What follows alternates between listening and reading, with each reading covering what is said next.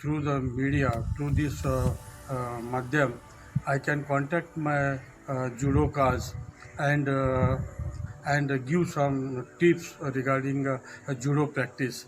And I started last 4 5 days given them through the media, through WhatsApp, through Facebook.